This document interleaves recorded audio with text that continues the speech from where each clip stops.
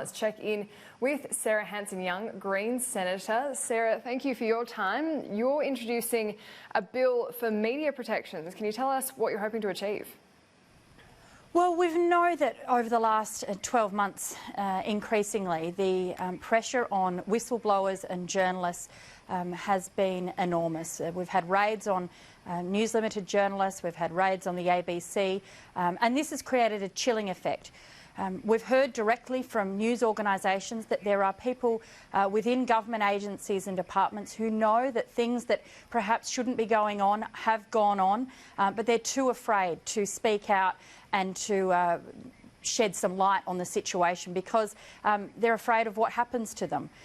We know that a big part of having a strong, robust democracy is ensuring that there is a protection for journalists, a protection for whistleblowers, and that public interest is paramount when it comes to reporting the facts.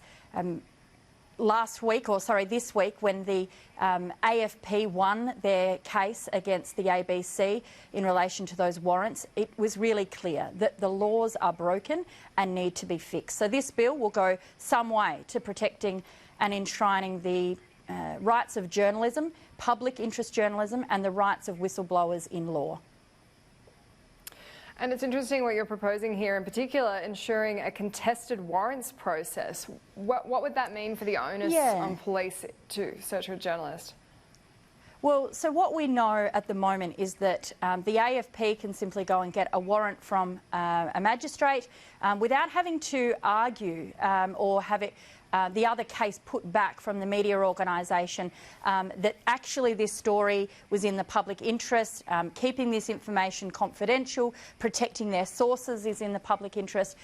So what we've seen is the raids on the ABC, where the police have come in, they've seized all these documents, and now they've got all this information about who the journalist was talking to, which sources they have, which of course creates a huge chilling factor for those who simply want to, who have information and should be able to speak up and speak truth to power. So a contested warrant doesn't say that if something actually was wrong, if something was untoward from the media organisation or the journalist, that the court couldn't rule that charges should follow or a search should happen. But at least there is a contest of that information, putting front and centre whether this story, whether the work of this journalist, whether the protection of these sources is indeed in the public interest. Because what we've seen is that this government is very quick to send in the AFP when it's a story that embarrasses them,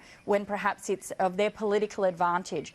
Not so quick to deal with issues such as Angus Taylor when there's big question marks over whether he's been involved with fraudulent activity in relation to those documents in the Sydney City Council. So it shouldn't be about whether a government feels embarrassed or whether there's a political problem for them.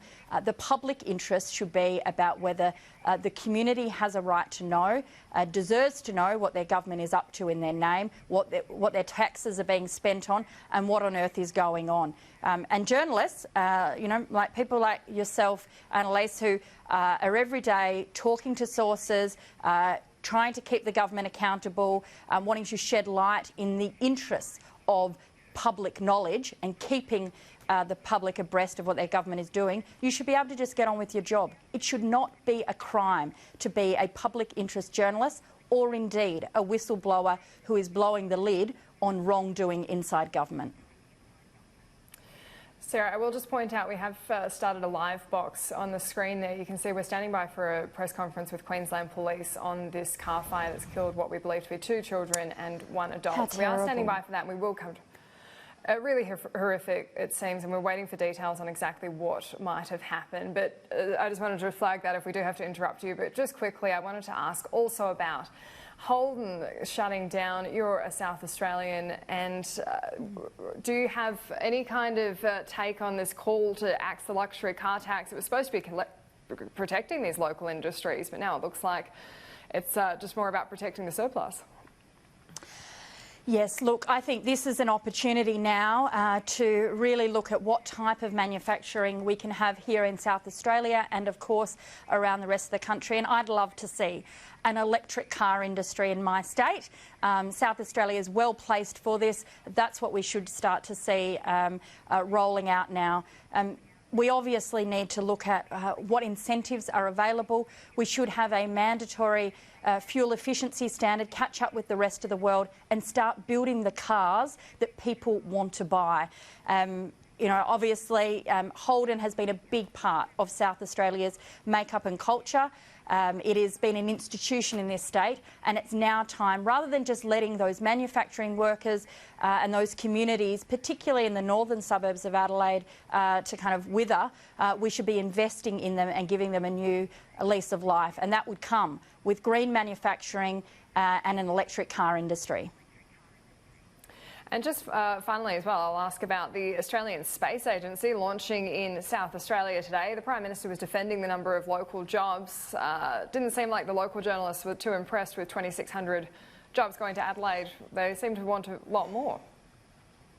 Well, look, we're a state that has been at the cold face of cuts to services, cuts to and loss of jobs in manufacturing. Holden's an example.